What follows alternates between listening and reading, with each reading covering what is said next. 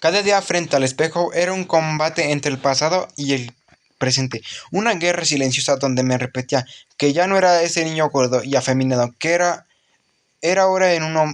un hombre, que se me veía como la sociedad esperaba, que un hombre se viera, que mi voz ya no era delgada, que ya no caminaba con soltura, que mi presencia ya no incomodaba. Era en apariencia el hombre que todos querían ver. Me lo repetía como mantra. Ahora sí, te verían con respeto. Ahora sí te aceptarían, ahora sí vales. Por dentro de mí, aunque más callado, seguía vivo el Nandito chiquito. Ese que hacía vestidos en secreto, que los moldeaba con su propio cuerpo en la soledad de su cuarto, que soñaba con pasarelas, mientras el mundo le enseñaba a esconderse.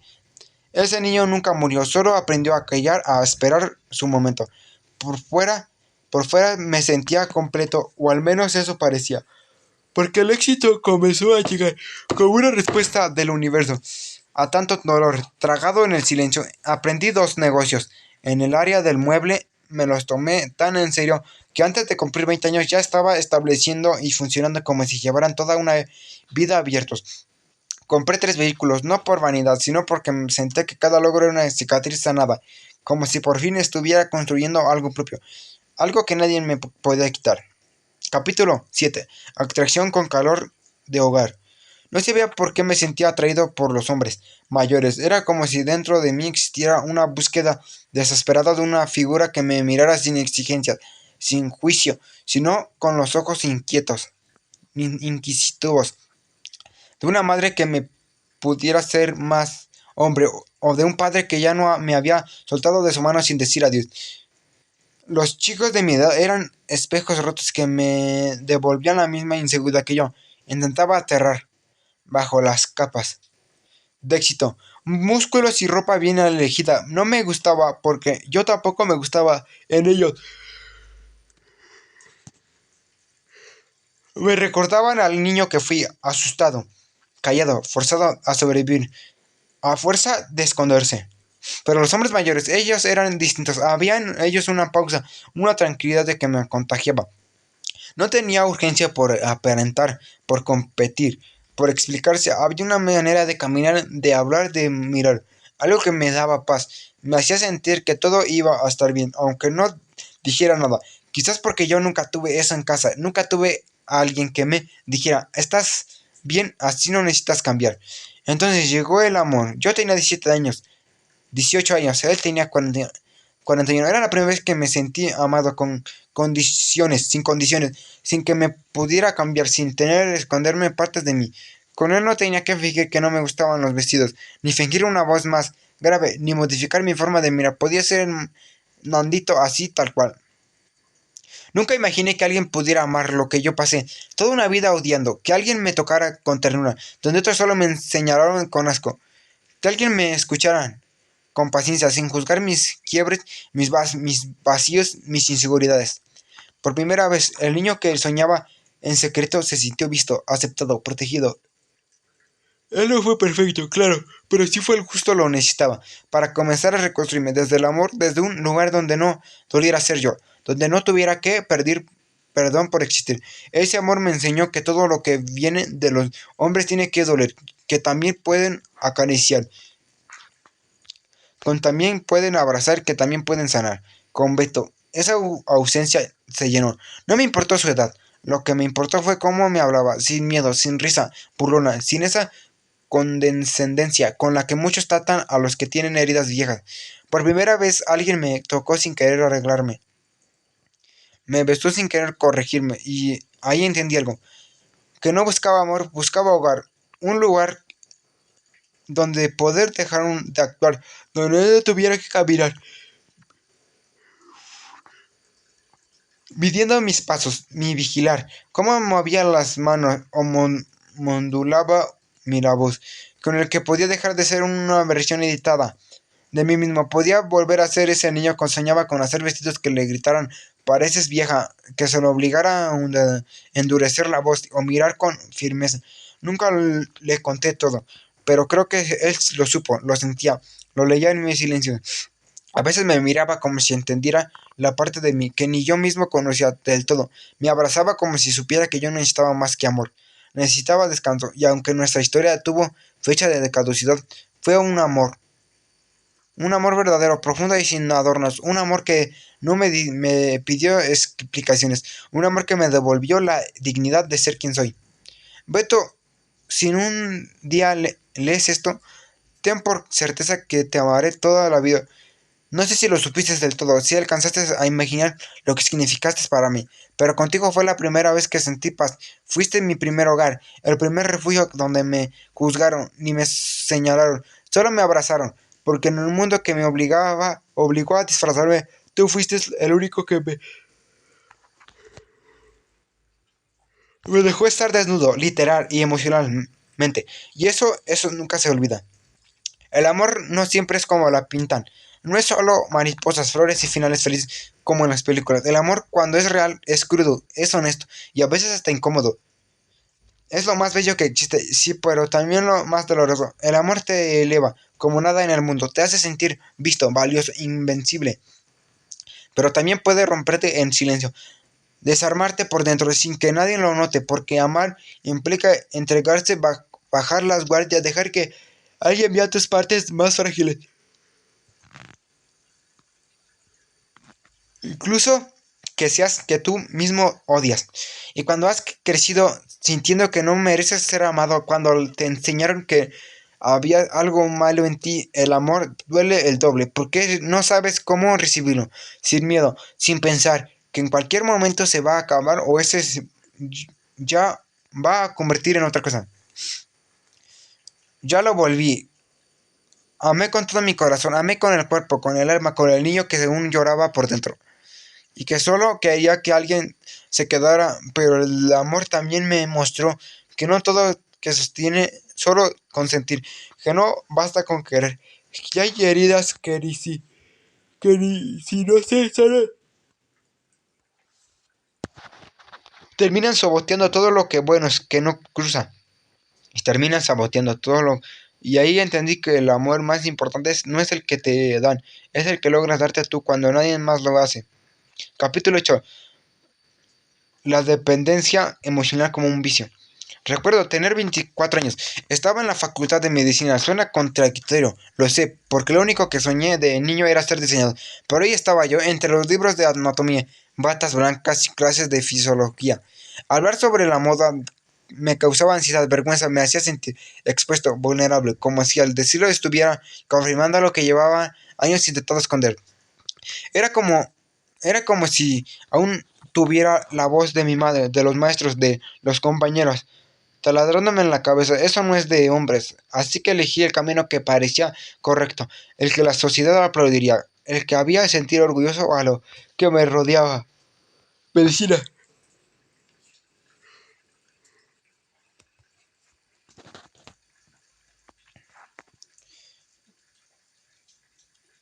Y ahí fui.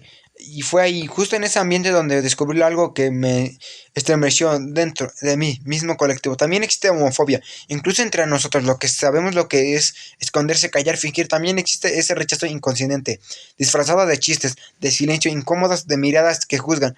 La misma violencia que me rompió de niño, ahora lo veía repetida en quienes se supone deberían entender. A veces creo que esa homofobia es la más cruel, porque viene de los tuyos. Afuera todo parecía perfecto, estaba en mi mejor momento físico, mi cuerpo era el resultado de todos, de disciplina y el hambre de aceptación. Estudiante, en esa medicina, coche nuevo, trabajaba trabajo propio, sentía que todo iba en ascenso.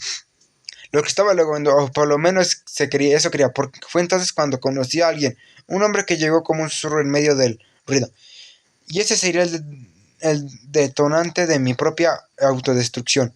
No lo vio venir, no sabía que un encuentro podía convertirse en una tormenta que se lo llevaba todo. Pero así fue, su presencia removió todo lo que yo quería tener bajo control. Mis emociones, mis miedos, mis vacíos, mi necesidad de ser amado. Y lo peor es que sin darme cuenta lo entregué las llaves del castillo y con tanto esfuerzo había construido. Y fue la grieta, y por esa grieta comencé a desmoronarme desde adentro. En el amor a veces uno se enamora más que el otro. Y ese más duele. Duele porque te hace sentir que estás entregando algo que no tiene un receptor real. Yo que no creía en el amor, lo veía como un invento para lastimar o como un lujo reservado, solo para los que encajaban. Terminé cayendo. Él me hizo volver a sentir que era posible, que tal vez sí había alguien que allá afuera que podía amarme, tal cual era, con mis cicatrices, mis silencios, mis heridas mal cerradas. Por primera vez en mucho tiempo bajé la guardia. Entendí con el tiempo después muchas señales que no quise ver. Él no tenía aprecio, sí me admiraba, tal vez le gustaba mi presencia, mis palabras, mi compañía, pero no me amaba. No se trataba de que fuera, pues simplemente no sentía lo mismo. Y no hay nada más cruel que amar a alguien que no solo te quiere cerca por costumbre o por compañía. Yo me entregué como un niño, buscando calor. Me aferré como si mi vida dependiera de eso, como si todo lo que había construido pudiera sostenerse. Solo con esa ilusión, porque ahí, así de hambriento estaba de amor, de ser visto, de ser elegido. Y ahí fue donde empezó el verdadero quiebre. Porque no hay peor soledad que la que sientes al lado de alguien que no te ama. Todo lo que me sostenía empezó a temblar, a tambalear. La medicina, el cuerpo perfecto, el negocio, las fiestas, los viajes, todo empezó a perder sentido porque en el fondo me sentía vacío, otra vez sin darme cuenta, que eres una codependencia hacia él. Me convertí en alguien que vivía en función de cómo él se sentía, de lo que él decía o no decía.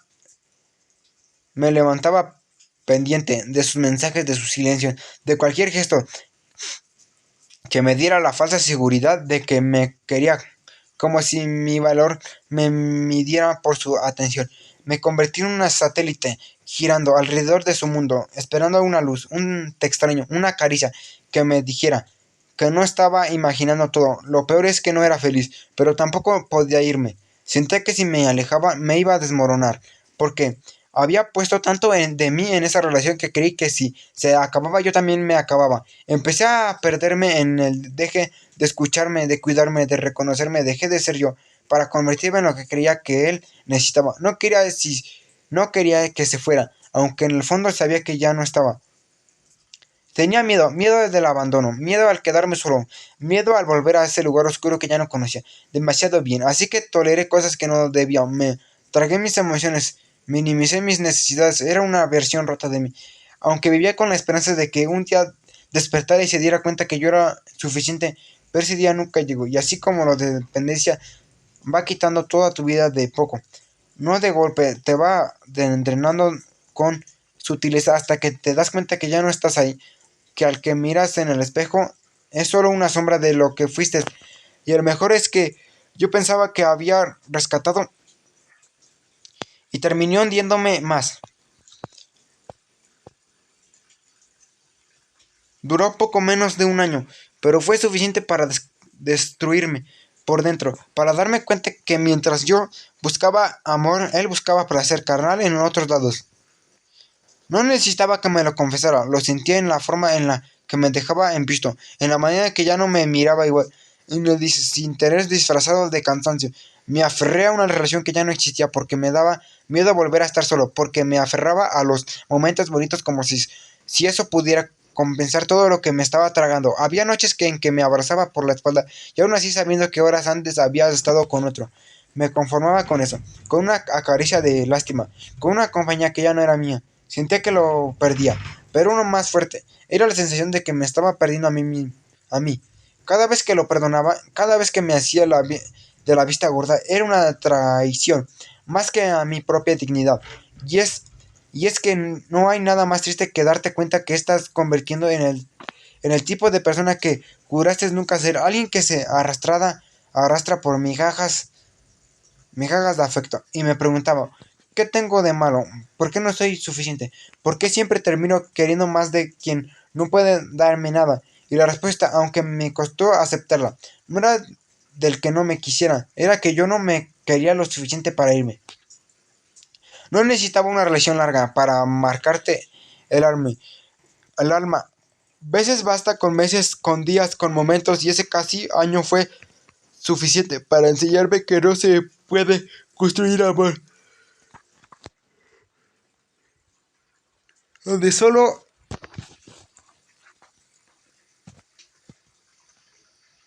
donde hay solo deseo, que nadie puede salvarte, si ni tú estás dispuesta a salvarte. Primero para distanciarme de una relación que se había vuelto para distante, de una relación que se había vuelto dañina.